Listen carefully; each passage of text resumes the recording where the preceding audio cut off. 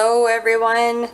So today I'm canning up kidney beans. Nothing terribly exciting, but somebody out there probably wants to see it. So in here in my sink I've got, this is, if I remember right, 3 pounds of red kidney beans, locally grown kidney beans, I believe anyway. I can say locally, maybe Canada. It's somewhere in Canada they're grown. And I've got my pint jars here that I washed last night. They're all clean and good to go. And so I'm using pint jars. I thought about using liters, but I was like, nah, I want pints. So I'm going to take half a cup of dry beans and add them into the jars. Because guys, these are not cooked, so just so everybody knows, no, this is not an approved canning method, so if you don't want to do this, then don't. I'm not twisting your arm. I'm just showing you how I do this. And I personally, I don't cook them first because I typically end up by recanning these again. Because when I make my chili and I can my chili, I'm using these. And if I don't can them, if I don't cook them first, then they don't turn to mush when I can them a second time. So I'm just letting my tap get hot here because my tap water gets stupid hot. I've learned in the past, I burnt myself many times on my tap water.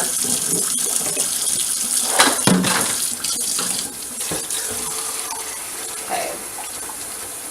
Then we're going to add half a teaspoon of salt. Now this is just a preference choice. You don't have to do that. Personally, I like the salt in there. I find they taste a little bit off if they don't have the salt added in there.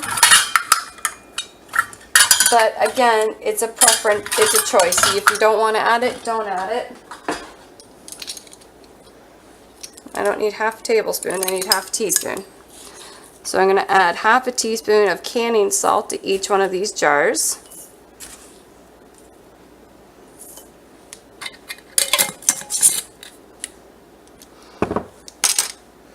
And then I'm going to fill them up with hot water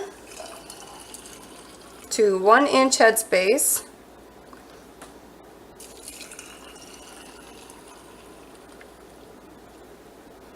And I have my canner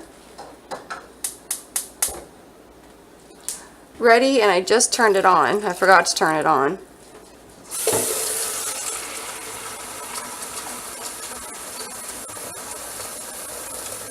I'm slightly disorganized today, guys. Sorry about that. It happens. Alright, now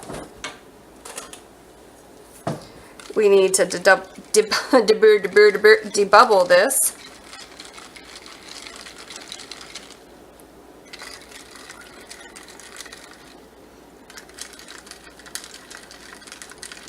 Alright. Then we get our paper towel or cloth, whichever you're using. I really need to get some cloths to do this. Then, now again, I use vinegar for everything.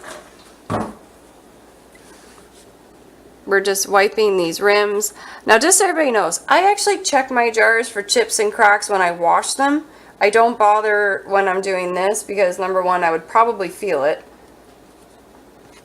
And number two, I've already checked them when I wash them.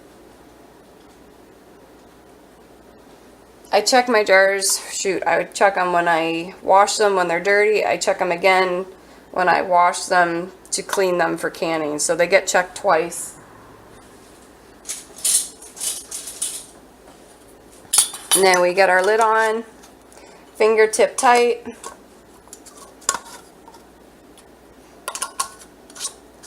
And then they go in the canner for 75 minutes because this is a pint. If it was a quart, it would go in for 90 minutes.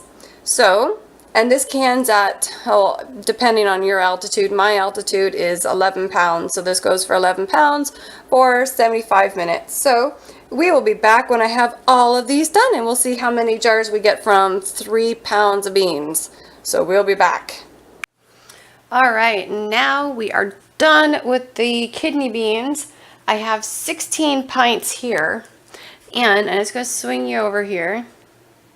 I have one jar here that I know is not going to seal. I know it will not seal no matter what. Now these 16 over here have sealed already. This one, I'll just end up by putting it in the fridge once it's cooled down. And I'm going to show you why. Let me just, so I'm going to bring you in. Probably going to have to refocus you again.